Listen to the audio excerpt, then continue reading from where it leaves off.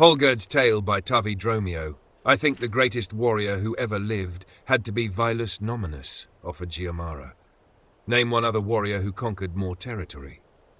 Tiber Septim, obviously, said Hallgerd. He wasn't a warrior, he was an administrator. A politician, said Garaz. And besides, acreage conquered can't be the final means of determining the best warrior. How about skill with a blade? There are other weapons than blades, objected Giamara. Why not skill with an axe or a bow? Who was the greatest master of all weaponry? I can't think of one greatest master of all weaponry, said Hallgerd. Balaxes of Agia Nero in Black Marsh was the greatest wielder of a lance.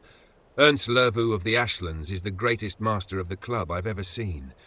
The greatest master of the katana is probably an Akaviri warlord we've never heard of. As far as archery goes, Pelinal Whitestrake supposedly conquered all of Tamriel by himself, interrupted Giamara. That was before the first era, said Garaz. It's probably mostly myth, but there are all sorts of great warriors of the modern eras.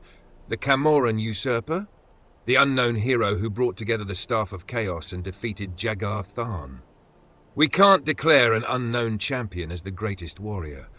What about Nandor Bereid, the Empress Kataraya's champion? Suggested Giamara. They said he could use any weapon ever invented. But what happened to him? Smiled Garaz. He was drowned in the Sea of Ghosts because he couldn't get his armor off. Call me overly particular, but I think the greatest warrior in the world should know how to take armor off. It's kinda hard to judge ability to wear armor as a skill, said Giamara. Either you have basic functionality in a suit of armor or you don't. That's not true, said Hallgerd.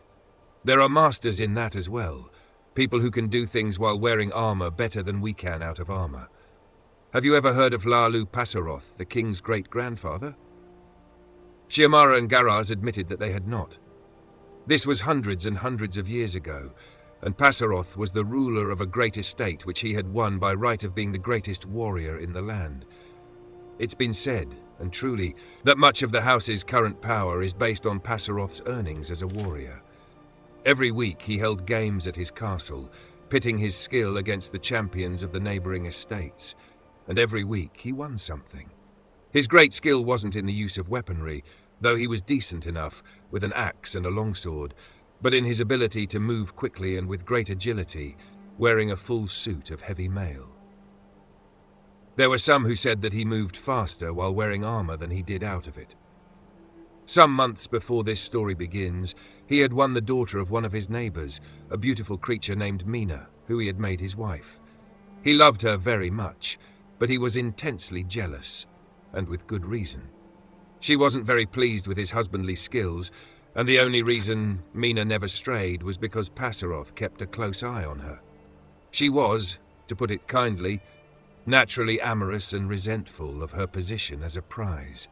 Wherever he went, he always brought her with him. At the games, she was placed in a special box so that he could see her even while he competed. But his real competition, though he didn't know it, was from a handsome young armourer he also had won at one of his competitions. Mina had noticed him, and the armourer, whose name was Taran, had certainly noticed her. "This has all the makings of a dirty joke, Hallgerd," said Giamara, with a smile. "I swear that it's entirely true," said Hallgerd. The problem facing the lovers was, of course, that they could never be alone.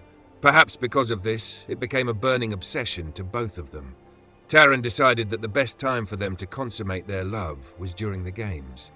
Mina feigned illness, so she didn't have to stay in the box, but Pasoroth visited the sick room every few minutes between fights, so Taran and Mina could never get together.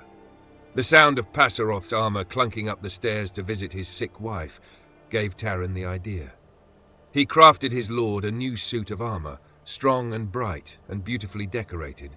For his purposes, Taran rubbed the leg joints with Luca dust, so the more he sweated and the more he moved them, the more they'd stick together. After a little while, Taran figured Pasoroth wouldn't be able to walk very quickly, and wouldn't have enough time in between fights to visit his wife. But just in case, Taran also added bells to the legs which rung loudly when they moved, so the couple would be able to hear him coming in plenty of time. When the games commenced the following week, Mina feigned illness again, and Taran presented his lord with the new armor. Pasoroth was delighted with it, as Taran hoped he would be, and donned it for his first fight. Taran then stole upstairs to Mina's bedchamber. All was silent outside as the two began to make love.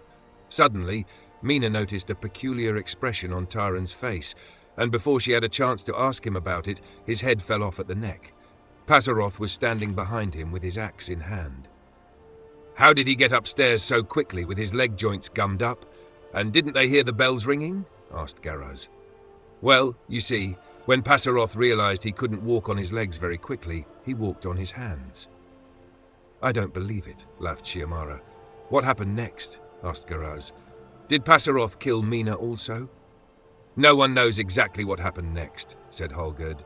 "Pasoroth didn't return for the next game, nor for the next. Finally, at the fourth game, he returned to fight, and Mina appeared in the box to watch. She didn't appear to be sick anymore. In fact, she was smiling and had a light flush to her face." "They did it?" cried Shiamara. "I don't have all the salacious details, except that after the battle, it took 10 squires 13 hours to get Pasoroth's armor off because of all the lucre dust mixed with sweat." "I don't understand. You mean he didn't take his armor off when they... But how?" "Like I said," replied Hallgerd, "this is a story about someone who was more agile and accomplished in his armor than out of it." "Now, that's skill," said Garaz.